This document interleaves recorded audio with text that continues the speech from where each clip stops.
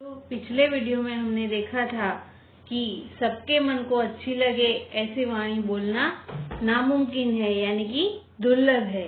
दुनिया में जो चीज को किसी को पसंद है तो दूसरे को पसंद नहीं है, इसलिए कि संसार में विचित्र रुचि वाले लोग एक ही परिवार में पैदा हुए हैं तो भी उसका समान व्यवहार वाले लोग जो भी अलग अलग रुचि रखते हैं,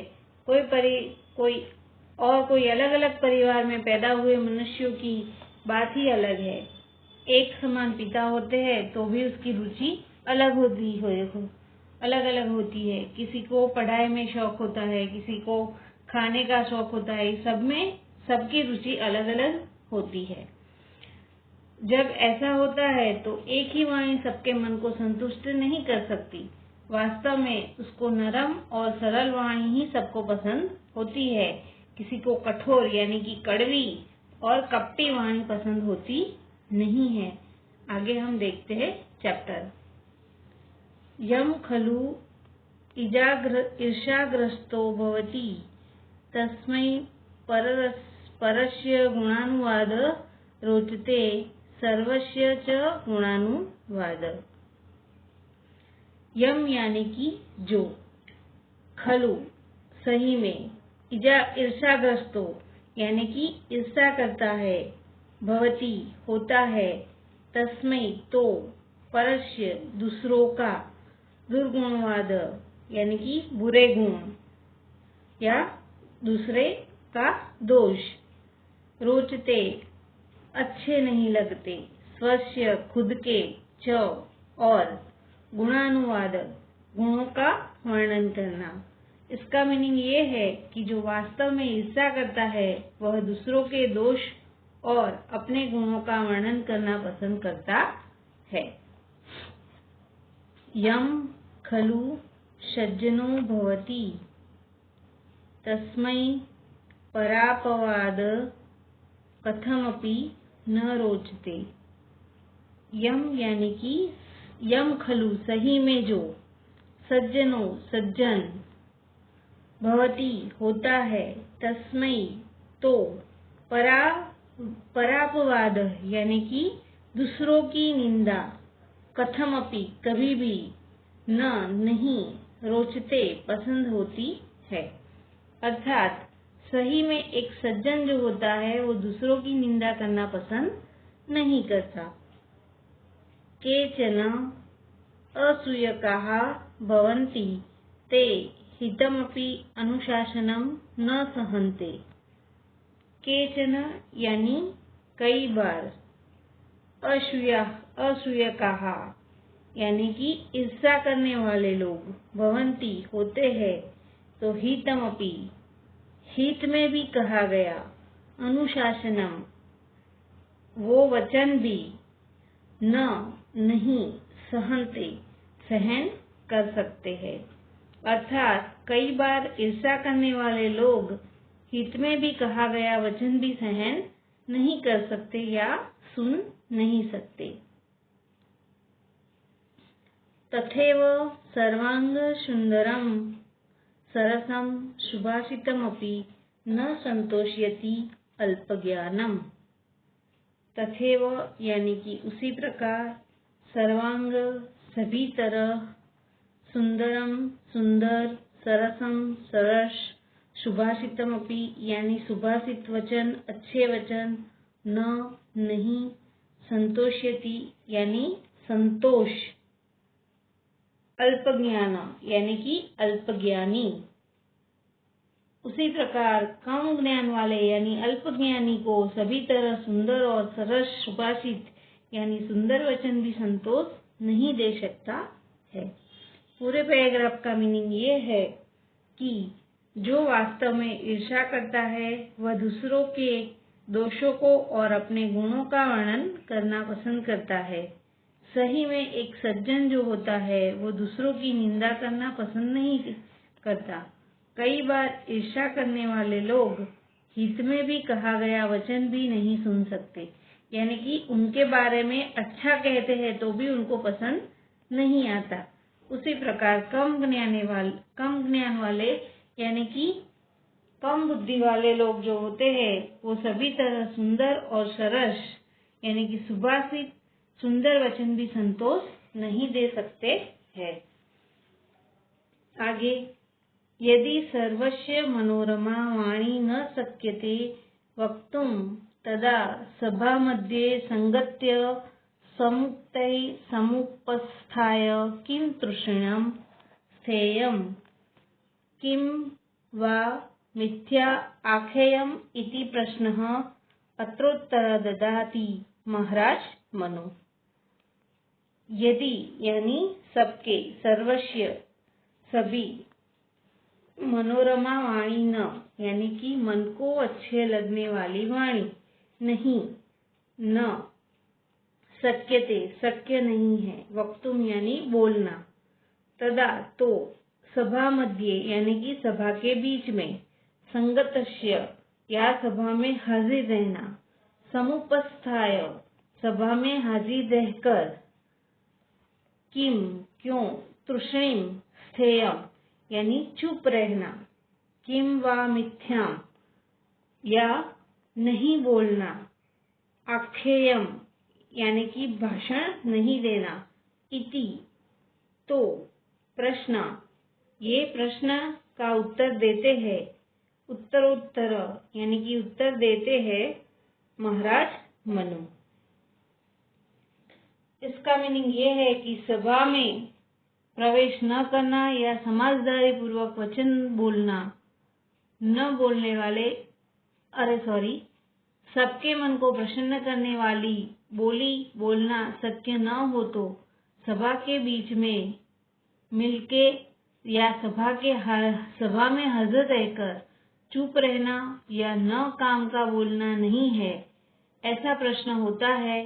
तो यहाँ महाराज मनु इस प्रश्न का उत्तर देते हैं, वो हमें श्लोक के द्वारा समझाते हैं। तो अभी हम पढ़ेंगे श्लोक। सभावान प्रवेश्यतयां वक्तव्यं वा समंजसम् अब्रुवन विब्रुवन वापि नरो भवति किलीश्वसी। श्लोक का मीनिंग ये है कि सभा में प्रवेश न करना या समझदारी पूर्वक वचन बोलना, न बोलने वाला या गलत वचन बोलने वाला पापी कहलाता है। ये मनु ने उत्तर दिया। तो इसका कहने का मतलब ये है कि सभा में प्रवेश ही नहीं करना।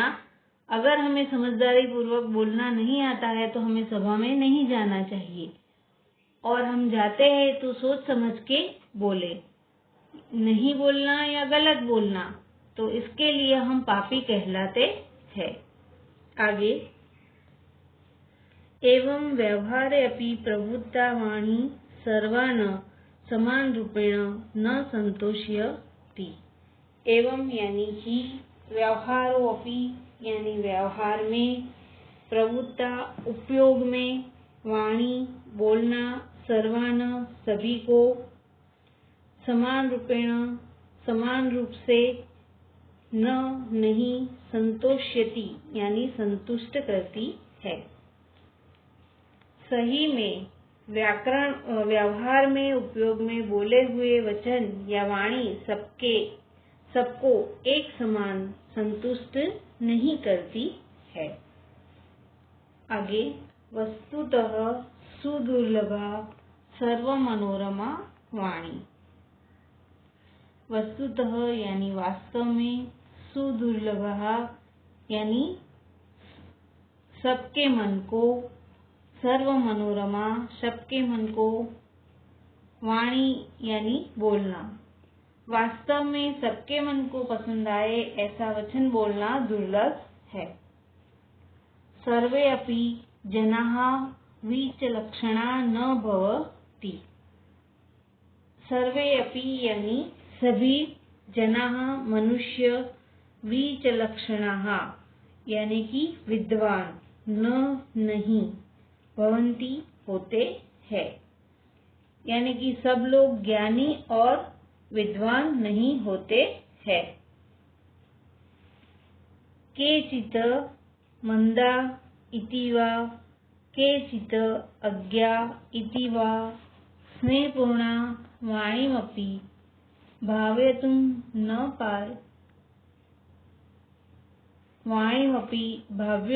न पारयन्ति।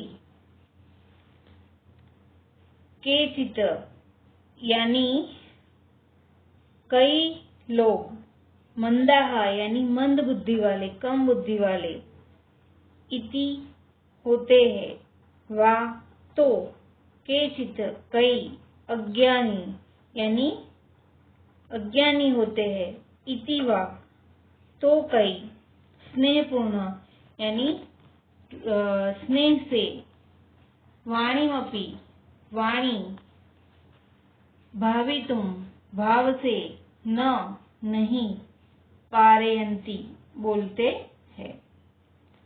अर्थात कि कई लोग मंदबुद्धि वाले यानी कम बुद्धि वाले, तो कई अज्ञानी होते हैं। वे लोग स्नेहपूर्ण वाणी यानी प्रेम से बोला गया वचन भी नहीं समझ सकते हैं। एतादृशान् जनान् दृष्ट्वा किं व्यवहारे वाणीप्रयोगः परिवक्तव्यम्, यानी कि ऐसे एतादृशान् ऐसे ध्यान से, जनान् मनुष्य, दृष्ट्वा देखकर, किम क्यों, व्यवहारे व्यवहार में, वाणी प्रयोग वाणी का प्रयोग यानी कि बोलना, परिवक्तव्यम छोड़ देते हैं। यहाँ कहा गया है कि क्या ऐसे पुरुषों ध्यान में रखते हुए व्यवहार में वाणी का प्रयोग यानी कि भाषण देना छोड़ देते हैं? नहीं यानी कि नहीं। मृगाः सनन्ति यवा नोपथ्यन्ते उप्यन्ते एव, यानी कि मृगाः यानी कि पौधे को, संतति सेवना यानी कि उगाना, यवाः जाता है, नोपथ्यन्ते बोते हैं, तो उपयन्ते ही उगते ही है, यानी कि ऐसा सोचकर या पौधे को उगाया नहीं जाता, तो उगते ही उगाया जाता है और उगता ही है। यानी कि बोलने वाले जो मनुष्य होते हैं, जो अच्छा बोलते हैं, वो भाषण देना छोड़ नहीं देते। जिस तरह हम पौधे को उगाते हैं तो वो उगता ही है, वो वैसे के वैसा नहीं रहता।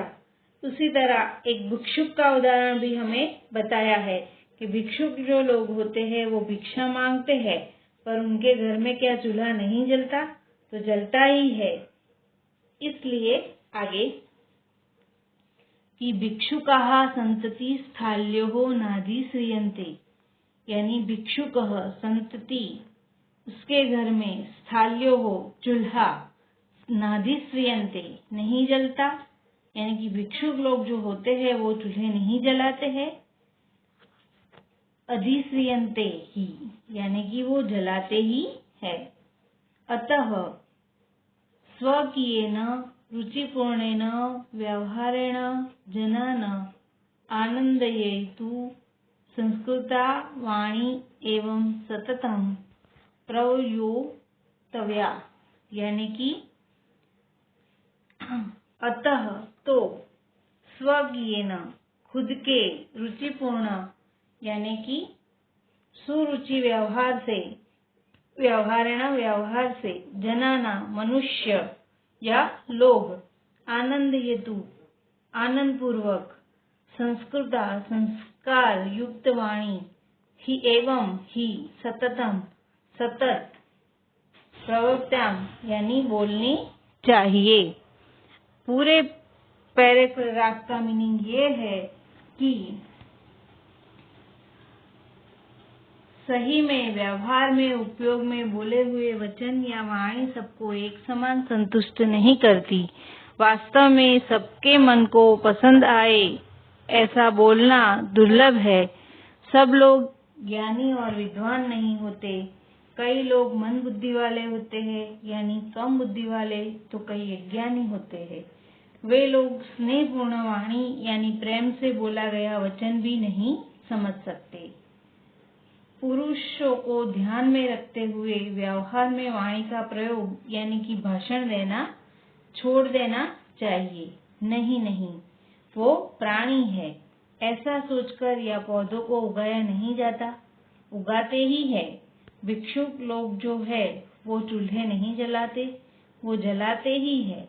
इसलिए किसी के सुरुचिपूर्ण व्यवहार से यानी कि अच्छे व्यवहार से लोगों को लगातार पवित्र भाषण का यानी कि वाणी का प्रयोग करना चाहिए। यहाँ इस पाठ से हमें यह बोध मिलता है कि हमें सबको टेस्ट अलग अलग पसंद होते हैं, किंतु वाणी सबको मीठी ही पसंद होती है। इसलिए हमें भी मीठी और संस्कारपूर्ण वाणी बोलनी चाहिए। अस्तु।